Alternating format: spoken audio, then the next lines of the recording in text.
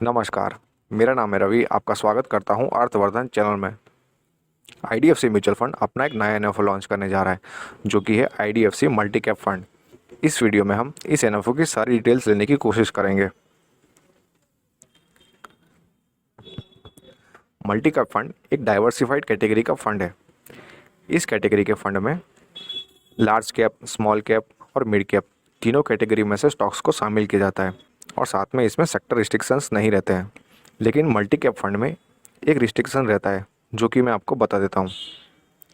इसमें किसी भी कैप की कैटेगरी में मिनिमम 25% तक का एलोकेशन करना पड़ता है। जैसे कि लार्ज कैप में मिनिमम 25%, मिड कैप में मिनिमम 25% और स्मॉल कैप में मिनिमम 25%। इतना एसेट एलोकेशन मिनिमम करना पड़ता है। बाकी का 25% किसी भी मार्केट कैप में कर सकते हैं। अब मल्टी कैप फंड के एडवांटेजेस क्या है वो भी हम समझ लेते हैं। इसमें मार्केट कैप रिस्ट्रिक्शंस और सेक्टर रिस्ट्रिक्शंस नहीं रहते हैं। इसमें सारे कैटेगरीज को मिक्स किया जाता है। इस फंड में अच्छे बिजनेसेस को शामिल किया जाता है। ये डायनेमिक और फ्लेक्सिबल रहता है। इसमें हमें लॉन्ग टर्म में ज़्यादा रिटर्न्स मिलने की संभावना बढ़ जाती है।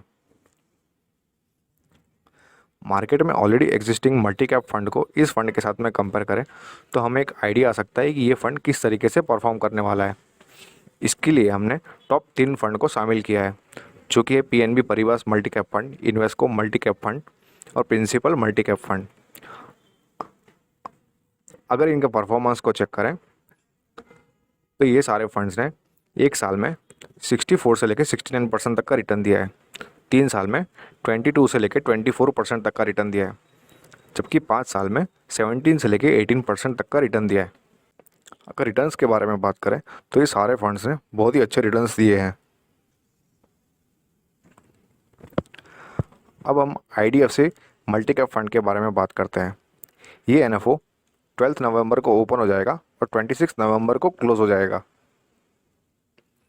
इस फंड का बेंचमार्क रहेगा निफ्टी 500 मल्टी कैप 50 25 25 टीआरआई, और इस फंड का एग्जिट लोड रहेगा 1%।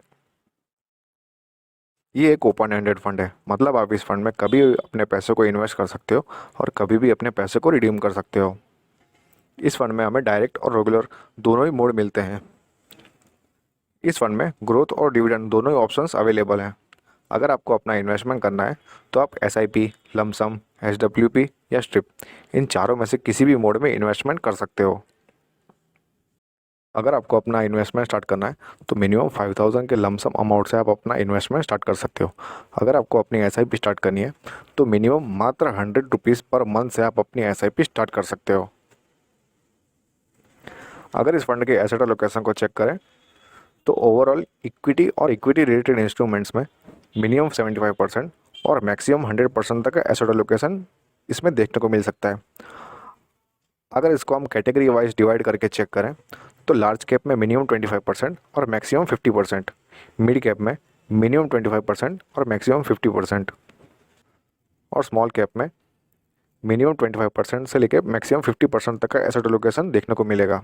इस फंड में इंटरनेशनल इक्विटी एक्सपोजर भी हमें देखने को मिल सकता है, जिसका एसेट एलोकेशन मैक्सिमम 25% तक का रह सकता है, और डेट पोर्शन में मैक्सिमम 25% तक का एलोकेशन रहेगा।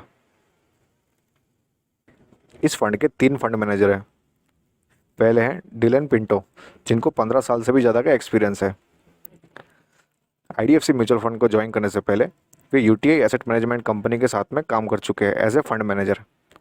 अगर इनका एजुकेशन क्वालिफिकेशन चेक करें तो इन्होंने अपने पीजीडीएम कंप्लीट किया हुआ है और बीकॉम भी कंप्लीट किया हुआ है। दूसरे फंड मैनेजर है हर्षल जोशी, जिनको 10 साल से भी ज़्यादा का एक्सपीरियंस है। आईडीएफसी म्यूचुअल फंड को ज्वाइन करने से पहले वे आईसीएपी इंडिया प्राइवेट लिमिटेड के साथ में काम कर चुके हैं। अगर इनका एजुकेशन क्वालिफिकेशन चेक करें तो इन्होंने अपना पीजीडीबीएम कंप्लीट किया है और साथ में बीकॉम और एमकॉम भी कंप्लीट किया हुआ है। तीसरे फंड मैनेजर है विजय कुलकर्णी, जिनको 10 साल से भी ज़्यादा का एक्सपीरियंस है। आईडीएफसी म्यूचुअल फंड को ज्वाइन करने से पहले वे फ्रैंकलिन टेम्पल्टन और गोल्डमैन सैक्स के साथ में काम कर चुके हैं। अगर इनका एजुकेशन क्वालिफिकेशन चेक करें तो इन्होंने अपना बीटेक कंप्लीट किया हुआ है इलेक्ट्रिकल एंड इलेक्ट्रॉनिक्स इंजीनियरिंग में, और एमबीए इन फाइनेंस है, और सीएफए लेवल 3 भी कंप्लीट किया हुआ है। अब मेरा क्या मानना है इस फंड के बारे में वो मैं आपको बताता हूँ। अगर आपको लॉन्ग टर्म के लिए इन्वेस्टमेंट करना है तो आप इस फंड में इन्वेस्टमेंट कर सकते हो। अगर आपने ऑलरेडी म्यूचुअल फंड में इन्वेस्टमेंट किया हुआ है तो इस फंड में इन्वेस्ट करके आप अपने पोर्टफोलियो को डाइवर्सिफाई कर सकते हैं। इस फंड के सारे मैनेजर्स वेल एक्सपीरियंस्ड है। होप ये वीडियो आपको पसंद आया होगा। अगर ये वीडियो आपको अच्छा लगा तो लाइक करो, शेयर करो और सब्सक्राइब करो। Thank you.